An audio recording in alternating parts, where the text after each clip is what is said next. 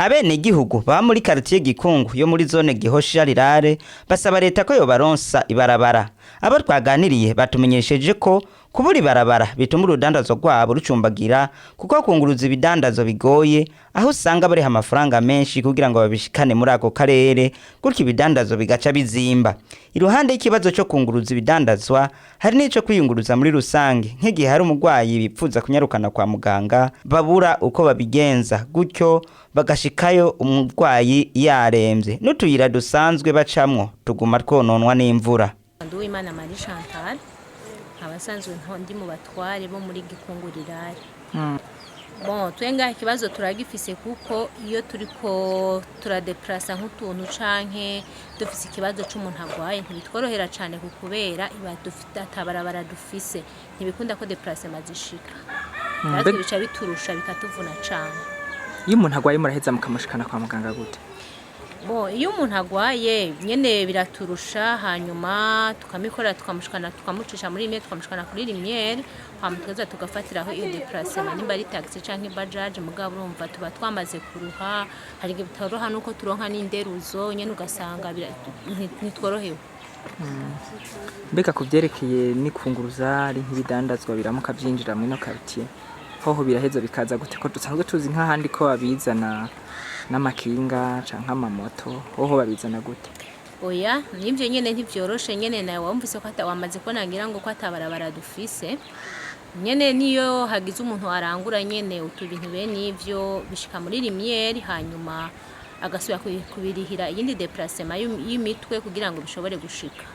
Usanga ibintu bizimvye cane ngaha anyi kubera iyo mvo yibarabara kuko nk'ikiro c'umuceri kigeze kuri 2003 usanga nk'ibintu by'ibinyobwa nk'ikiye usanga kigeze 2800 kandi ivyo abadandaza bagira mu bisanzwe turabumva cane kukubera déplacement iba ndende. Amusteri ngahegeze kuri 2003 2005.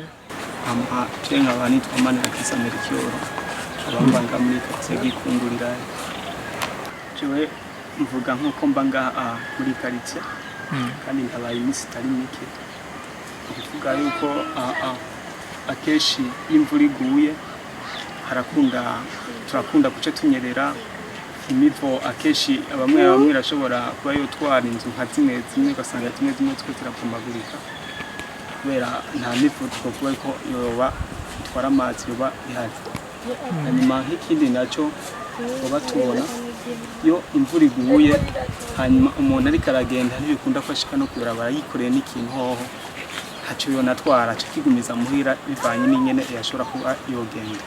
Ego ikintu bishobora kuvuga byerekeye ibidandazwa babiko birinjira hagati muri quartier nko kuja nko kwisoko kubera hajya cyane iyo bishitse ngaha kubera kwideplasa umuntu agiye kwisoko usanga bizimvye bivanye n'ingene uwo muntu aba yagiye kubirangura agukuye nko kwisoko avuye nko kurangura gace usanga yabishikanye hashobora kuba yabicururiza asanga birazimvye. Umva amafaranga ashobora kuba yashikanye kugira ngo ashobora kuba yovyururutsa ko tubitashitse mu cyo bisaba yuko ashobora kuyideplasa ashobora kuba yabicururiza avyikoreye ku mutwe acaronda abandi bantu ashobora kuba mu deplasa kugira ashikane abidandariza caduzi beye ariko tubigura bizimvye. Uri kuraza uciye kuri kaminuza imyero urabona ko hugaye, mbega kugagwa kwa hajya ntangaruka mbi biheza bikabazanira?